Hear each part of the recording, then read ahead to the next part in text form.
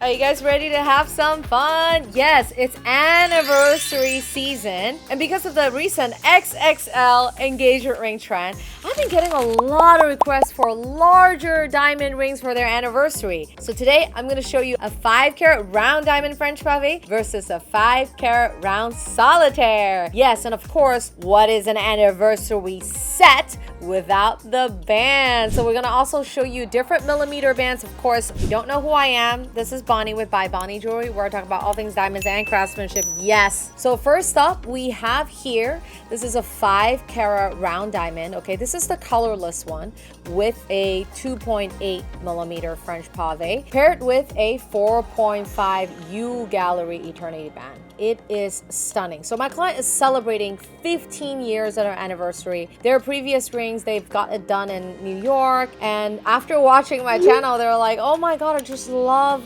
your crafts. And here we designed this beautiful French pavé with a 2.8 millimeter. He was really open with me and said, hey, you can design it however way you want. That would look good. Honestly, after looking at photos of his wife, I'm like, this set would be totally gorgeous. This is popping, right? And then we wanted something a little bit wider on the wedding band, 4.5 millimeter. I said, hey, maybe once you start going a little bigger than that, like a 5 millimeter band, like it will start to kind of swallow the 5-carat. Now here's that 5.2 millimeter band that I have right next to it. Don't you feel like it kind of starts like swallowing a little bit? So I said, you know what, 4.5 millimeter is the way to go. Next up to it, I have a near colorless 5-carat diamond. Now here's the side-by-side comparison. I feel like when the craftsmanship is done correctly, that's when you can just only see mostly sparkle and less of the warmth. I do see a lot of clients also going solitaire on the band when they go this large carat size because they don't necessarily want so much bling on the finger. But oh my God, more bling, better. So we also talked about U Gallery versus double gallery, and you guys really need to understand this if you don't want to damage your ring. The reason why we went French pavé and not U Gallery next to a U Gallery double stack is because when you look at a U Gallery band up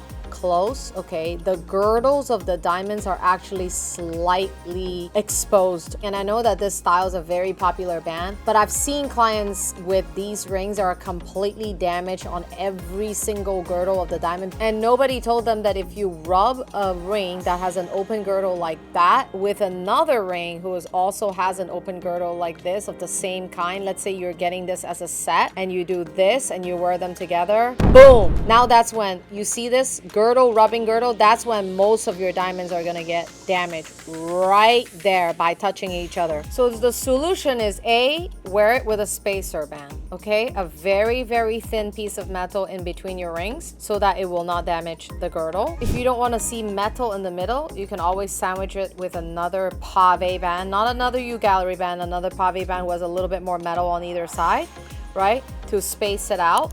So that will give you like that full sandwich look, or wear it with French pavé like the way that I'm designing here so that this has a little bit more metal. The girdles are not touching each other so that when they're sitting flush together, they will not damage each other. Okay, now onto a different pairing. So I have been obsessed, okay, with Asscher cut diamonds. Now this is that same 5-carat colorless diamond paired with a 4 millimeter Asscher cut diamond band.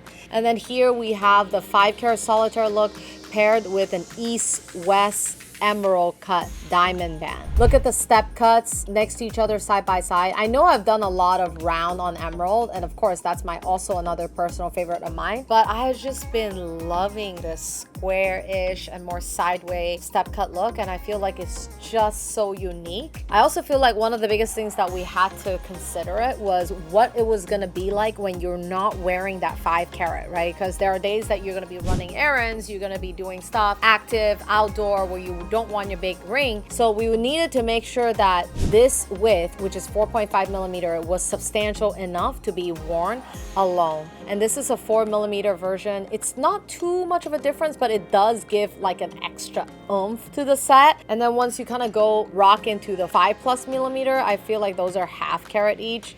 That's when you're gonna start to see that substantial jump. So this size is really good as a worn alone ring or even stacking on a different finger, but sometimes this this can be quite overwhelming pairing it with any kind of engagement ring.